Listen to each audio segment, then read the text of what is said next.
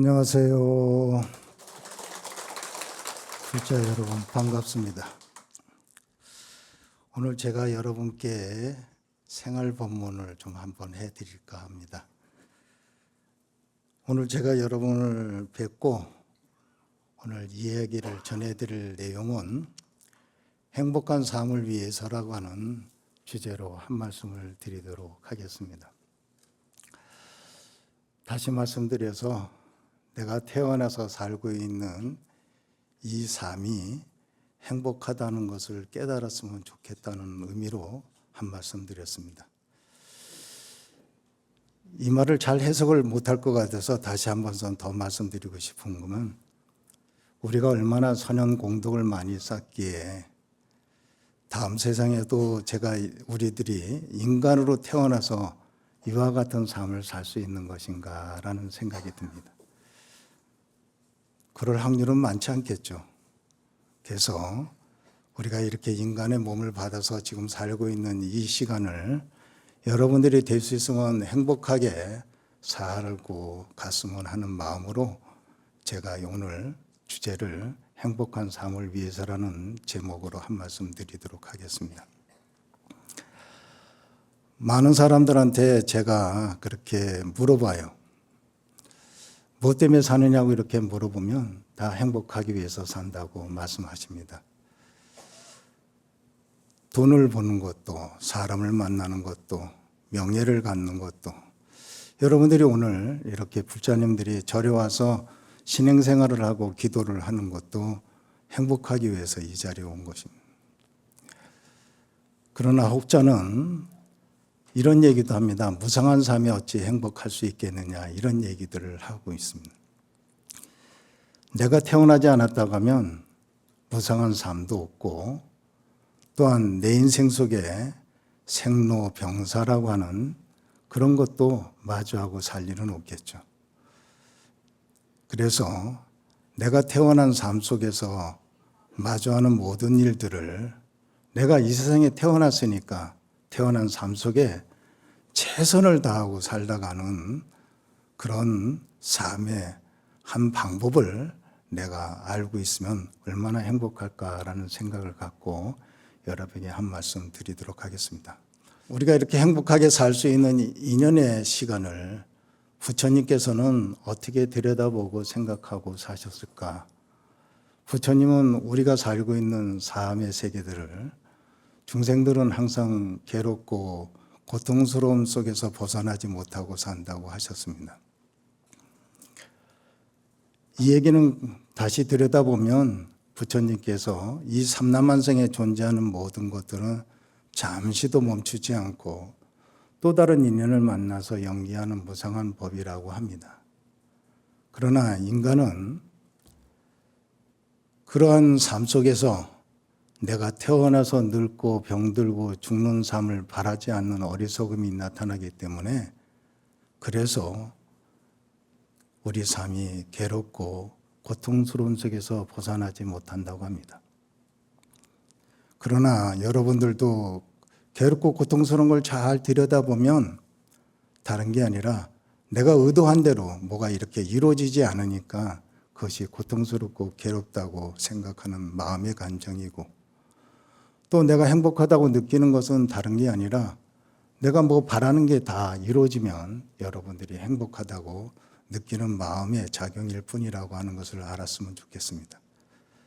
행과 불행이라고 하는 것은 자업자득이요 자작자수라고 내가 만들어서 내가 받는 업의 하는 행태라고 여러분들이 생각하신다고 하면 거기서 행복의 시작점이 시작되지 않나 싶은 생각이 듭니다. 단 한마디만 잊어버리지 않고 우리 불자님들이 살아주셨으면 좋겠어.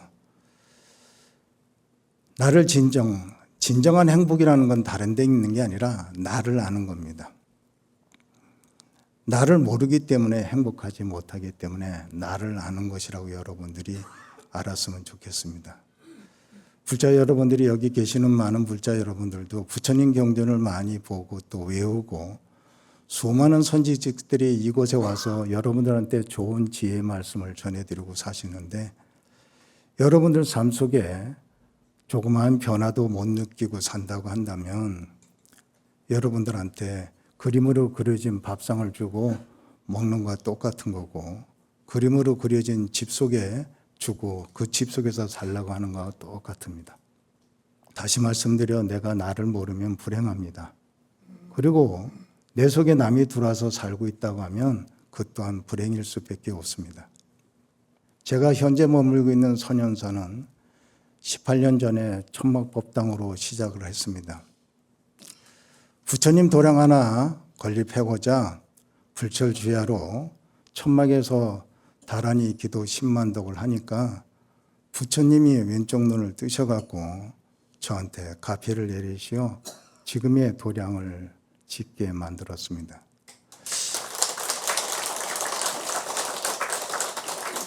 박수 받아서 너무 감사한데, 저는 도량을 다 건립하고 나서 많은 분들이 스님 참 행복하겠어요 이렇게 얘기하지만 한 번도 행복해 본 적이 없습니다. 다시 말씀드리면 너무나도 감사하고 고마울 일이죠. 신도님들이 소중한 보시와 신도님들의 신심을 위해서 도량을 건립하였으니 이것만큼 크게 고맙고 감사할 일이 어디 있겠습니까? 그러나 제가 18년 지나고 나서 지금에 돌아보면 늘상 가슴이 먹먹하고, 이것이 내가 진정 불자들을 만나서 부처님 가르침을 전하는 진정한 불사가 되었는가 되돌아볼 때도 많습니다. 어렵고 힘들고 가난한 사람들의 보시를 받아서 이 도량을 건립한 것은 아닌가 싶은 생각이 많이 들어요. 반대로 진정한 불사란 도량을 건립하는 것이 아니라 내가 여러분들 어렵고 힘들고 괴롭고 그런 마음들을 부처님 믿음 속에 끌고 들어와서 어떻게 하면 여러분들에게 가정의 평화와 행복 그리고 무탈한 삶을 살 수 있는 인연을 만들어 드릴 것인가, 이렇게 생각하는 것이 불사가 아닌가 생각할 때가 많습니다. 우리는 살다 보면 가정마다 누가 걱정 근심이 없겠죠. 걱정 근심이 끊임없이 일어나는 것이 우리의 삶의 한 부분이 아닌가 싶은 생각이 듭니다. 그러나 이런 걱정 근심도 여러분들이 부처님 이 믿음 속에 들어와서 부처님 지혜로 그런 걸 하나씩 극복해 나갈 수 있는 인연을 만들어주는 것도 또한 진정한 불사가 아닌가 싶은 생각도 듭니다. 또한 나 자신 스님이라는 관습적 관념에 빠져서 진정한 수행을 하고 기도도 하고 살아나왔는가 되돌아보기도 합니다. 또 다른 내 견해와 편견으로 우리 많은 신도들한테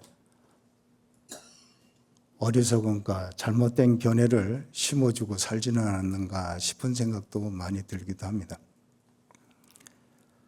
제가 그래서 항상 저 자신한테 돌아보면서 하는 얘기가 뭐냐고 하면, 나의 행복은 수행자로서 수행을 잘하고 사는 것이 행복이 아닌가, 이렇게 항상 얘기하고 삽니다. 수행자가 수행을 잘하면 행복 아닐까요? 맞습니다. 바로 수행자는 수행을 잘하면 행복이듯이 우리 신도님들도 각자 자기 자신의 본분을 알고 잘 삶을 잘 사는 것이 행복의 시발점이 아닌가 싶은 생각이 들거든요. 오늘 제가 여러분께 어떤 큰 스님을 통해서 행복이라는 것이 어떤 데서 만들어지는 것인가 예를 하나 좀 들어드리도록 이렇게 하겠습니다.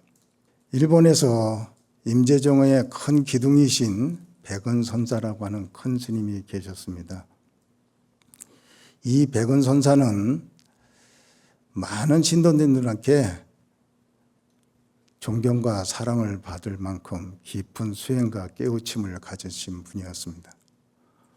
어느 날 이 백운선사 앞에 거사님이 한 분 나타나셔서 이 큰 스님께 절을 하고 우매한 이 중생에게 큰 스님이 깨우치신 지혜의 한 말씀을 주시기를 부탁드린다면서 제가 큰 스님께 이와 같이 질문을 하나 드리도록 하겠습니다 하고 질문을 하더랍니다.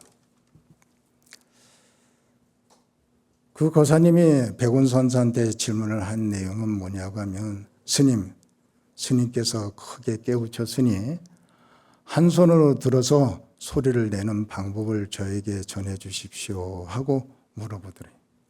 스님이 그 말을 듣고 너무나도 놀랍니다. 어떻게 한 손으로 들어서 소리를 낼 수 있을까?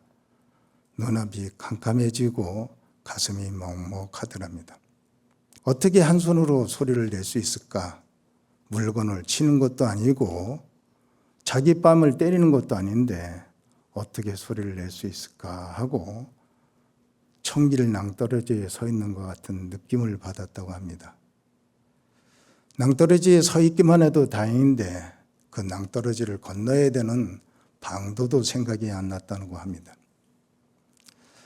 당신이 수많은 절에 다니면서 아무 어려움 없이 법문을 해도 많은 신도들이 존경하고 다 좋아했는데 이 거사님 질문 하나에 앞길이 탁 막혀갖고 대답을 해주지 못하는 상황이 되었습니다. 백운선사는 모든 산문을 걸어 담그고 당신이 그 거사에 답을 못 해주는 그 삶에 스스로 자기 자신을 가두고 깊은 수행에 빠집니다. 저 거사가 전해준 진정한 뜻이 무엇일까? 한 손으로 정말 소리를 낼 수 있을까? 깊은 수행에 빠져서 거기서 벗어나지 못하고 있었습니다. 어느 하늘날 비가 이렇게 주룩주룩 내리는데 백운선사가 당신의 방에 불을 떼기 위해서 아궁이를 가서 장작을 넣고 불을 떼기 시작합니다. 아궁이가 작았던 모양입니다. 아궁이 턱에 앉아서 장작을 넣고 불을 떼는데 처마 끝에서 비가 내리면서 당신 등을 젖는 것을 몰랐습니다. 앞에 불을 떼다 보니 불의 따뜻함에 당신이 등에 젖은 그 모습을 보지 못. 등이 흠뻑 젖고 나서야 그때서야 백운선사가 등이 젖었다는 것을 알게 됩니다. 몸의 반은 따뜻하고 몸의 반은 젖은 것을 안 것은 바로 그 몸은 한 몸이라는 것을 백운선사는 알았습니다. 눈앞에 보이는 따뜻한 것만 보았지 눈에 보이지 않는 등 뒤에 젖은 등은 보지 못하고 살았습니다. 우리의 삶도 마찬가지 아닌가 싶은 생각이 듭니다. 우리의 삶도 눈앞에 보이는 삶만 보고 살려고 노력합니다. 생생하게 손에 잡히는 것만 잡으려고 노력하고 사는지도 모르겠어요. 어쩌면 우리가 사는 삶이 목공이 포도청이라고 우리가 삶을 어떻게 살아야 되는지도 모르면서 내가 뭐에 태어나고 무엇 때문에 사는지 무엇을 위해서 사는지 모르고 살아가는 삶에 콱 막혀서 사는 것과 똑같습니다. 백운선사는 그 자리에서 한 소식을 얻게 됩니다. 보이는 것과 보이지 않는 것은 둘이 아니구나 하는 것을 몸소 체험합니다. 당신이 그만큼 많은 법문을 하고 살아왔는데 부처님께서 말씀하신 색과 공이 둘이 아니라는 그 법칙을 그 자리에서 깨우치게 됩니다. 색과 공이 뭐겠습니까? 우리의 몸과 마음도 하나고 육지와 바다도 하나고 선과 악도 하나다는 겁니다. 높고 낮은 것도 다 하나다. 어느 것을 둘로 나눌 수 있는 부분들은 하나도 없는데 우리는 둘로 나누고 세상을 들여다보고 살고 있는 거죠. 백운선사는 바로 그런 깨우침을 얻다 보니 자기 한 손만을 들여다보았더니 소리가 안 난 것을 그때서야 깨쳤습니다. 그러고 나서는 백운선사가 당신이 가지고 있던 모든 울타리를 무너뜨리기 시작합니다. 그것만 무너뜨린 게 아닙니다. 백운선사는 자기의 이름마저도 무너뜨리고 없애버립니다. 수많은 세월 동안 나는 알량한 명성에 사로잡혀서 살아온 것은 아닌지 아니면 내 아집과 내 고집에 빠져서 살아온 것은 아닌지 하고 우리는 우리가 살고 있는 삶을 한번 돌아보십시오. 여러분이나 저나 똑같이 수많은 울타리를 만들어 놓고 울타리 속에 남도 들어오지 못하게 하고 자기 자신은 그 울타리 속에서 바깥에 나가지도 못하면서 우리 인생을 살고 있는 겁니다. 외군 선사는 자기 자신이 모든 것을 다 내려놓은 자리 속에서 바깥 세상이 보이는 겁니다. 내 고집을 다 내려놓으니까 내 고집 바깥에 있는 세상이 보이기 시작한 겁니다.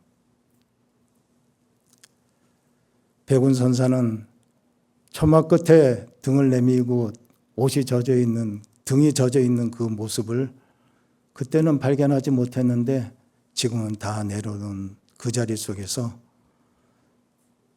등 뒤에 빗소리가 들리는 소리도 듣고 살고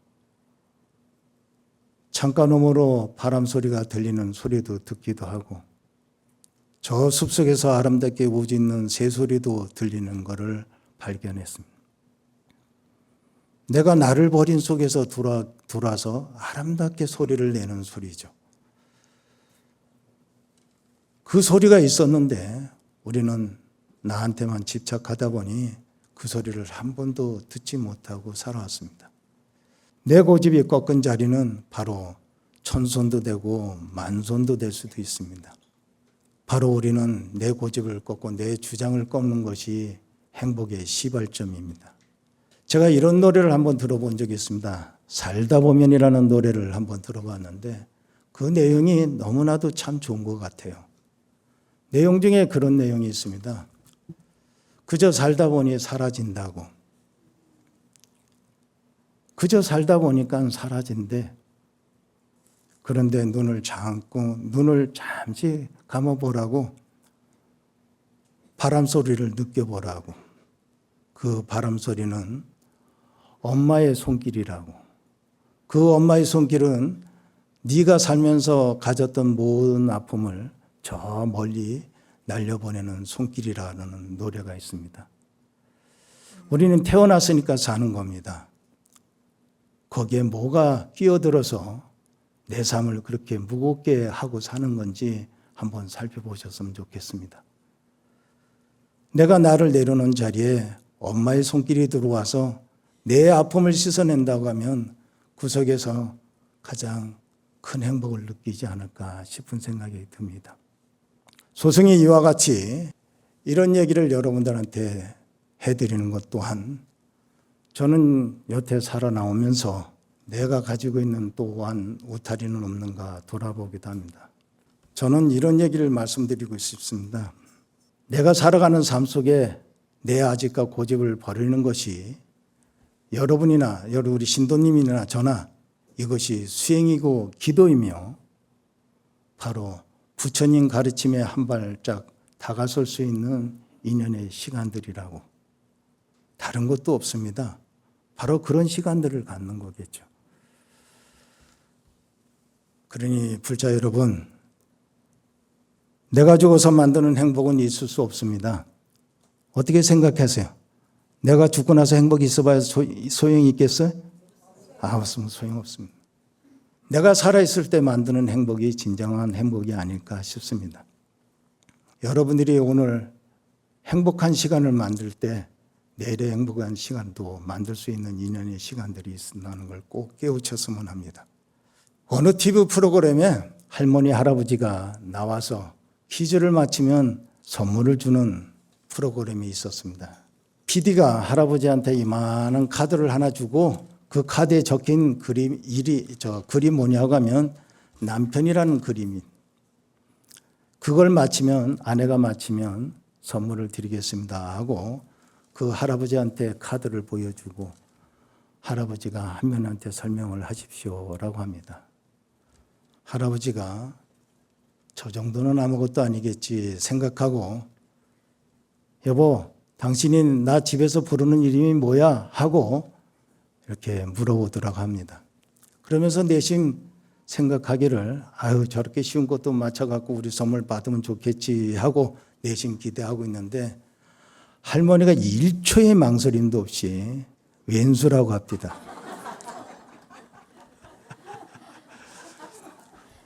아니 어째 숨도 안 쉬고 당신 나를 집에서 뭐라고 불러? 그랬더니 왼수라고 불렀다고 합니다.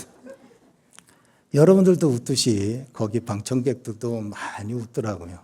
왜 오랜 세월 살면서 왼수 같은 사람들하고 살까? 한번 이렇게 생각해 보면 내 주장과 내 고집이 있었기 때문에 그런 삶을 살지 않았나 싶은 생각이 듭니다.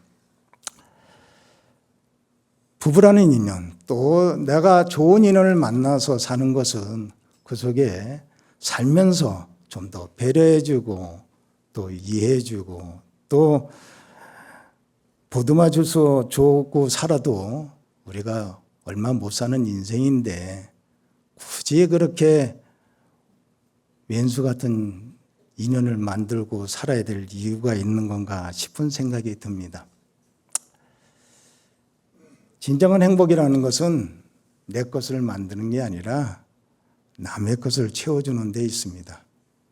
여러분께 제가 넌센스 퀴즈를 한번 해서 마침은 제가 이렇게 염주를 하나, 보리자 염주를 하나 들고 왔는데 마침은 선물을 하나 드릴까 합니다. 넌센스 퀴즈입니다. 우리가 절을 불자니까 이렇게 절을 많이 다니는데 우리 절 중에 가장 크고 아름다운 절이 무슨 절인지를 아십니까? 네.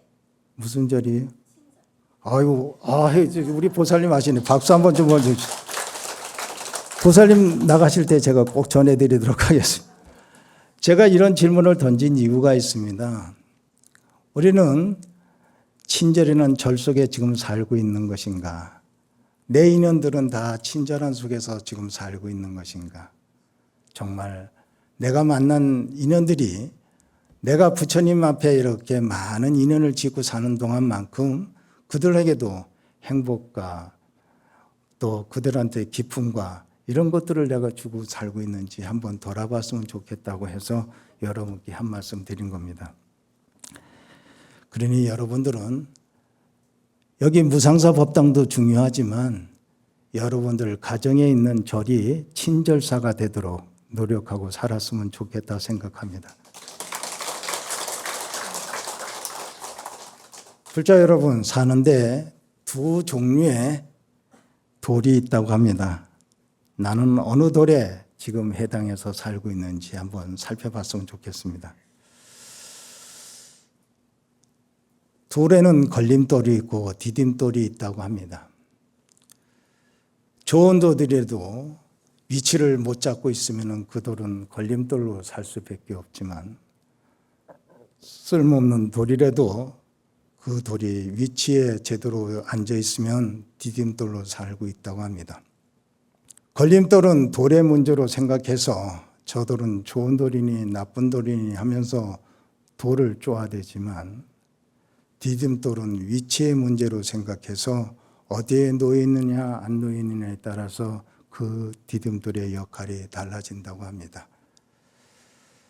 나는 우리 집에 살고 있는 삶 속에 나는 걸림돌로 살고 있는지 디딤돌로 살고 있는지 한번 돌아봤으면 좋겠습니다. 이왕이면 여러분들이 부처님하고 인연진 우리 불자라고 하면 말 한마디 행동 하나가 조금 내가 위치를 바꿔서 걸림돌이 되지 않고 디딤돌이 돼서 살아가는 인연이 된다고 하면 얼마나 좋을까 생각을 합니다. 어떻게 생각하세요? 디딤돌로 살만하죠? 그렇게 사셔야 됩니다. 제가 아까 말씀드렸듯이 절주변에 들어서 이렇게 50년을 훌쩍 넘어서 지금 살면서 초창기는 법당을 짓겠다고 10만독 달아내 기도를 했지만 지금 제가 나이 들어서는 10만 배 절을 하고 살고 있습니다. 제 나이가 세월이 벌써 흘러서 70입니다. 많이들 놀라시는 것 같으네. 그렇게 안 보이죠? 한 50같이 보여? 내가 그 맛에 살고 있어요, 솔직히.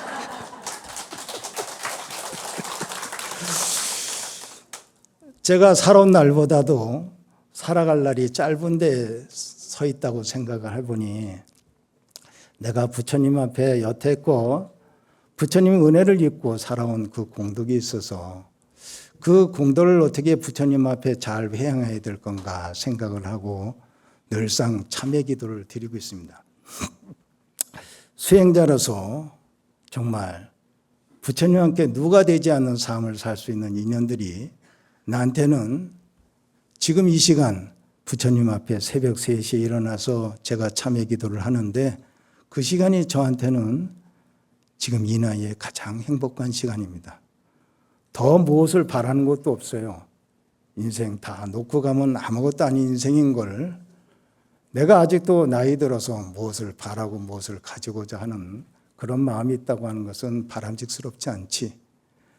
보살님들한테는 마음을 비고 욕심을 버리라고 하면서도 우리 스님들이 살면서 수많은 욕심에 자기 자신의 모습을 잃어버리고 산다고 하면 그건 수행자의 모습이 아닐까 생각합니다. 여러분들도 사시면서 내가 하나라도 짐을 이렇게 내놓고 사면 편안한 삶을 살 수 있는 인연들을 깨우쳐서 살았으면 좋겠다는 마음으로 한 말씀 전해드리는 겁니다. 어느 시골의 오일장에 옥수수 팔던 할아버지가 한 분이 계셨습니다. 그 할아버지는 저녁에 옥수수 껍질을 빼고 따고 새벽에는 옥수수를 쪄서 한자로 옥수수 짊어지고 장터에 나가서 옥수수를 파는 것으로 자기 낙을 갖고 삽니다. 장터에 가서 옥수수 한 묶음, 두 묶음, 세 묶음 이렇게 놓고 장터 앞에서 앉아 있는데 어느 보살님이 할아버지가 너무 불쌍하게 보여서 할아버지한테 가서 그 옥수수를 사드려야 되겠다 생각으로 저 옥수수 한 모대기 얼마요? 하고 물어보니까 할아버지가 한 모대기 3,000원입니다. 이렇게 얘기하더래요. 두 모대기는 얼마요? 그러니까 두 모대기는 당연히 6,000원이죠. 이렇게 얘기하더래요. 이 보살님이 그래도 나름대로 욕심이 있었는지 모르지만 할아버지 세 모대기 사기면 다만 1,000원이라도 깎아줘요. 이렇게 물어봤더니 할아버지가 대답이 하나도 깎아줄 수 없습니다. 이렇게 하더래. 할아버지 제가 저 한 자루를 다 사면 할아버지 5,000원이나 10,000원이라도 깎아주겠습니까? 라고 이렇게 물어보니까 할아버지가 그 보살님을 붙들고 잠시 앉아보라고 하면서 그 보살님께 얘기합니다. 보살님, 저는 이 장터를 사랑합니다. 사랑하는 이유가 있습니다. 물건을 사고 팔고 서로 흥정하는 사람들의 소리도 들을 수 있고 팔려 나온 동물 소리의 울음소리도 들을 수 있고 배고픈 나를 국밥집으로 유혹하는 그것도 볼 수 있고 뻥이요 하고 티밥을 튀기는 소리도 들을 수 있고 비켜요 비켜요 하면서 장바닥을 훑고 지나가는 지게꾼 소리도 들을 수 있는 이곳이 저의 사랑하는 장터입니다. 제가 우리 보살님께서 이 옥수수 한 자루를 다 사고 가면 저는 이 사랑한 장터를 잃어버리고 갈 수밖에 없습니다. 라고 얘기를 합니다. 저는 옥수수를 팔려고 이곳에 온 적이 한 번도 없고 다만 이 장터의 모든 것들을 좋아했기 때문에 나와서 멈추고 있습니다 하고 얘기를 한다면 할아버지가 옥수수를 다 팔고 들어가면 어떻게 될까? 여기 계신 죄송하지만 노보살님들도 집에 들어가면 혼자 자기만의 시간을 가지려면 참 그 시간은 쉽지 않은 시간일 겁니다. 누군가가 옆에 서서 같이 어울려서 얘기도 하고 얘기도 들어주는 사람도 있고 그런 사람들이 있을 때 삶에 활력이 느껴지는데 아무것도 느끼지 못한다고 하면 얼마나 외로운 삶의 시간들을 가지겠어요. 저는 이렇게 말씀드려서 서운하신지 몰라도 우리 노보살님들이 이렇게 법당에 오셔서 이렇게 법문을 듣는 시간도 여러분들이 이걸 사랑하기 때문에 이곳에 온다고 생각합니다.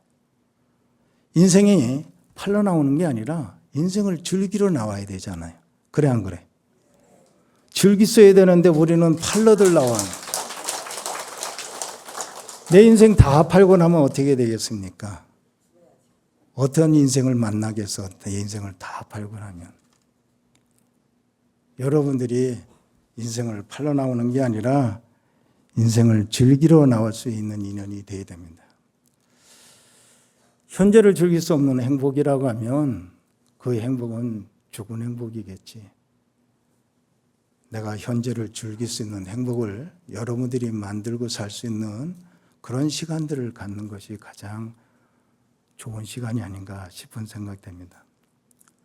그런데 잘 돌아다 보면 나는 내 자신이 무슨 업에 묶여갖고 내 삶을 즐기지 못하고 사는지 한번 돌아봤으면 좋겠습니다. 묶여있는 것들은 여러분 스스로가 다 만들어 놓은 업의 작용입니다.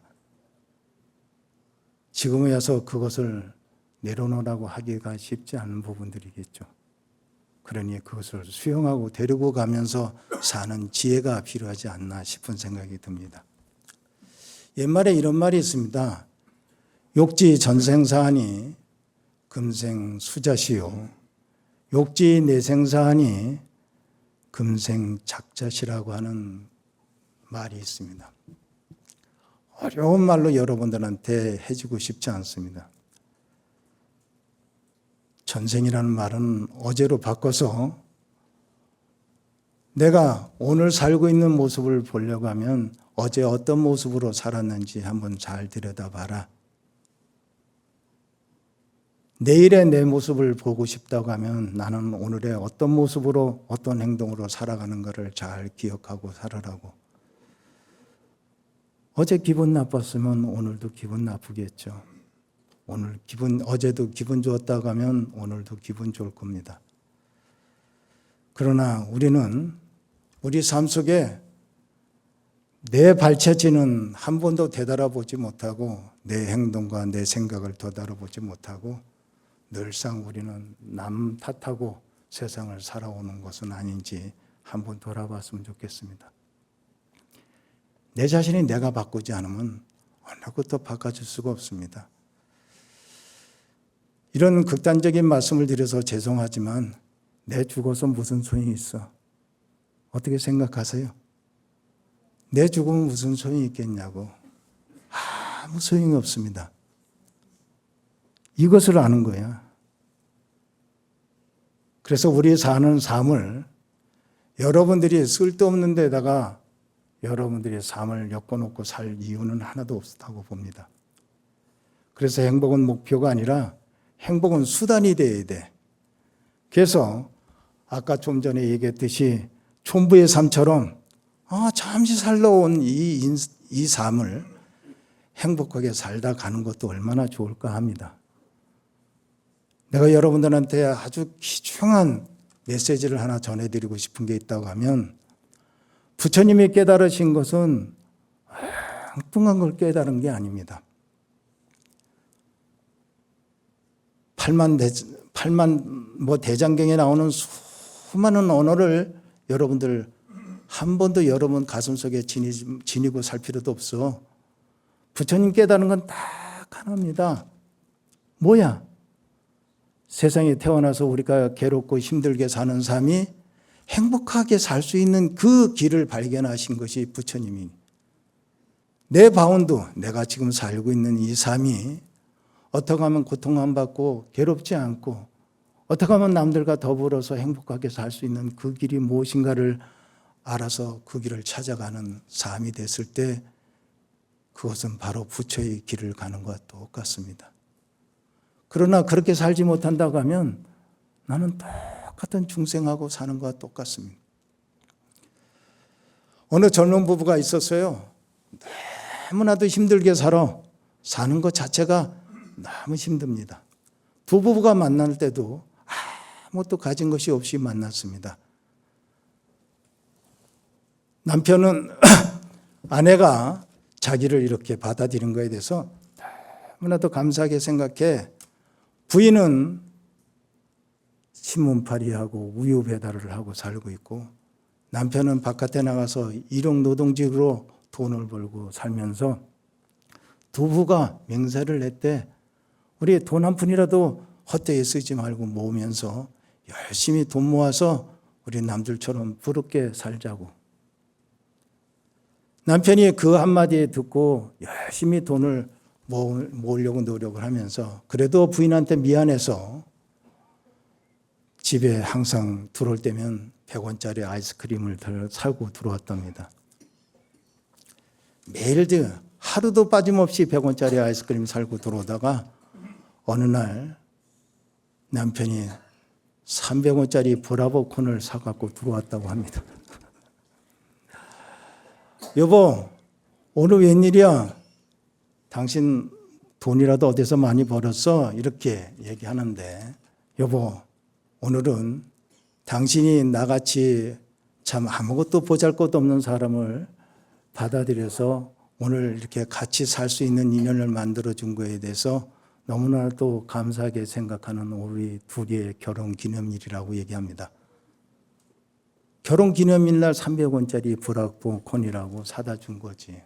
어쨌든 간에 이게 젊은 부부처럼 우리가 세상을 살아가는데 그 사람이 살면서 나중에는 큰 집도 마련하고 부인 손에 다이아만지도 껴주고 그랬지만 그 부인이 항상 얘기하기를 당신이 우리 어렵게 살 때 나한테 300원짜리 아이스크림 줄 때만큼 큰 기쁨은 없다고 얘기를 합니다. 여러분들은 지금 살면서 죄송하지만 여기 거사님들 많고 보사님들 많은데 오늘 나오면서 보살님들은 거사님 손 한번 잡고 나오신 분 몇 분이나 계신가 궁금하기도 하고 거사님들은 또 보살님들 손을 잡고 한번 나온 분 몇 분인가 한번 생각해 보면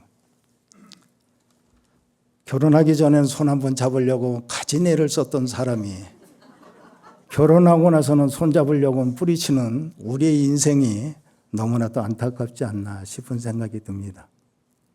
좀 더 내 생각과 내 마음을 조금 바꿔서 아까 얘기했듯이 조금 배려하고 보듬어주고 이해해주고 같은 말이라도 좋은 얘기를 한마디 해줌으로 해서 그 사는 삶의 바탕이 좀 더 환하게 살 수 있는 인연을 내가 만들어준다고 하면 얼마나 그 사람이 부처 같은 사람으로 보이겠습니까?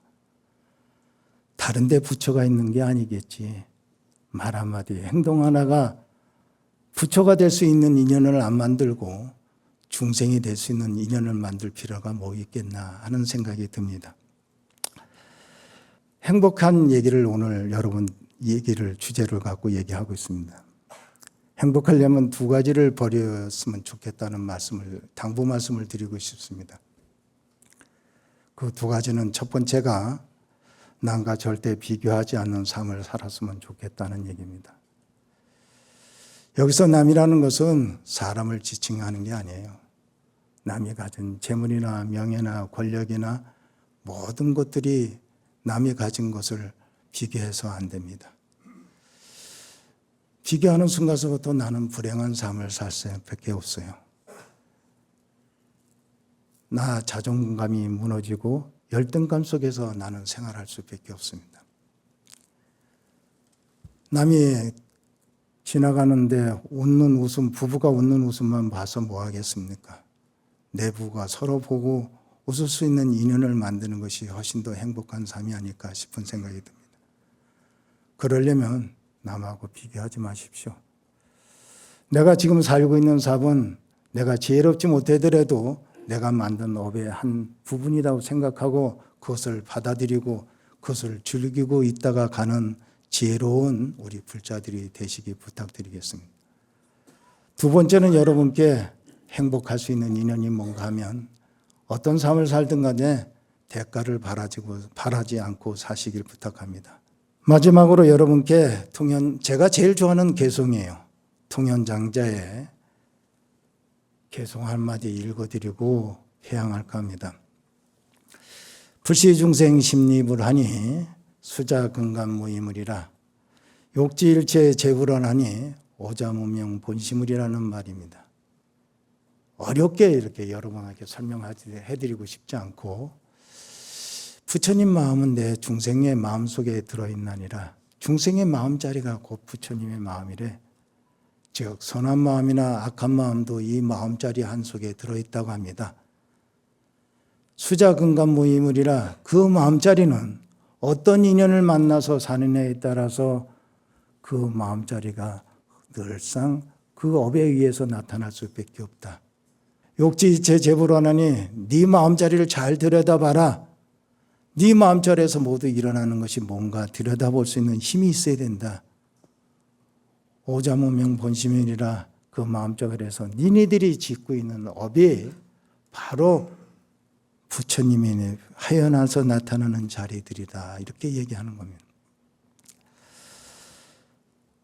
여러분께 마지막으로 내가 살아있는 동안 여러분들 좋은 인연 공덕을 많이 지십시오. 그 인연으로 여러분들이 선업을 쌓아서 여러분들이 가지고 있는 가정마다 부처님의 가피를 입으셔갖고 행복한 삶을 사시기를 드리면서 오늘 여러분께 행복한 삶을 위해서라는 주제로 한 말씀 드렸습니다. 여러분 가정이 항상 행복하시고 무량한 복덕이 충만하시길 기도드리면서 부족한 게 있었는지 몰라도 내가 여러분들한테 던져진 메시지는 정확할 거라고 생각합니다. 오늘 행복하셨어요? 네. 감사합니다. 고맙습니다. 성불하십시오.